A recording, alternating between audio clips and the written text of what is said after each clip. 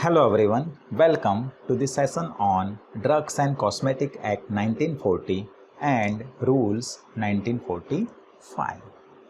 Here in this session we will discuss about administration of the Act and Rules. Here topic of discussion is the Central Drug Laboratory or CDL. So, CDL is established by the central government, that is Government of India, under the control of a director. Means director will control CDL. Now, who will appoint director? Director is appointed by the central government.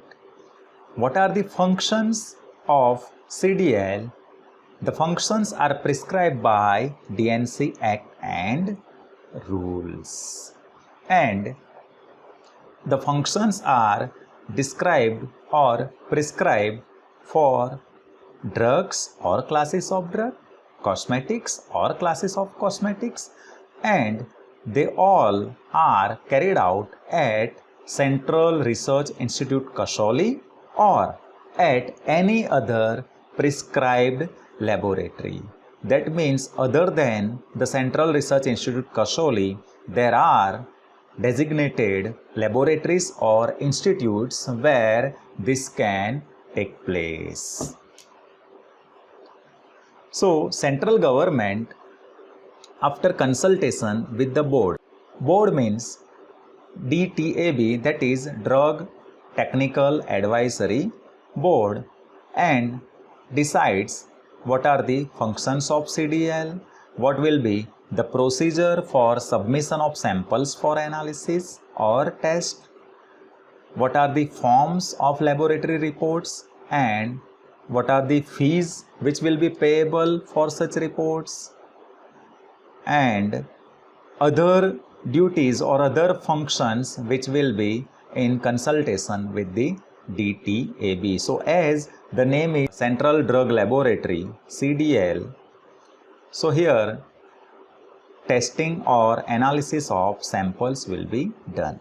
Samples will be sent by the various authorities or various officers under the DNC Act and Rules. So as I said, there are different classes of drugs or cosmetics, and for them the testing will be done at prescribed institute or laboratory. So let us see what are that institutes and what are the classes of drugs or cosmetics. If the samples are of sera, serum proteins which are intended for injections, vaccine, toxin, antigens, antitoxin, sterilized products like sterilized surgical ligatures and sutures, bacteriophages, all these samples are tested or analyzed at Central Research Institute Kasauli. Oral polio vaccine can be analyzed at 3 places: Pasteur Institute of India, Enterovirus Research Center, ICMR, the National Institute of Biologicals, Noida. Antisera vaccines, toxoid, diagnostic antigens, all for veterinary uses, are tested or analyzed at Indian Veterinary Research Institute, Izzatnagar or Mukteshwar. Testing of condoms is carried out at Central Drug Testing Laboratory, Chennai. VDRL antigen is tested at Laboratory of Serologist and Chemical Examiner who is appointed by Central Government, Kolkata. Intrauterine devices and fallopian rings, these are the contraceptives, are tested at Central Drug Testing Laboratory, Thane, Maharashtra. Homeopathics are tested at Homeopathy Pharmacopoeia Laboratory, Ghaziabad. Human blood and blood products, HIV antibodies, they are tested at 3 institutes: National Institute of Communicable Disease, Department of Microbiology, Delhi; National Institute of Virology, Pune; Center of Advanced Research in Virology, Christian Medical College, Vellore. Blood grouping reagents, diagnostic agents for HIV, hepatitis B, hepatitis C, some blood products, coagulation products, recombinant products, biochemical kits, they all are tested at National Institute of Biologicals, Noida. Now, this was about which samples are tested where. But what is the procedure? So, dispatch of samples. So, how samples are sent to these prescribed laboratories? They are sent by registered post.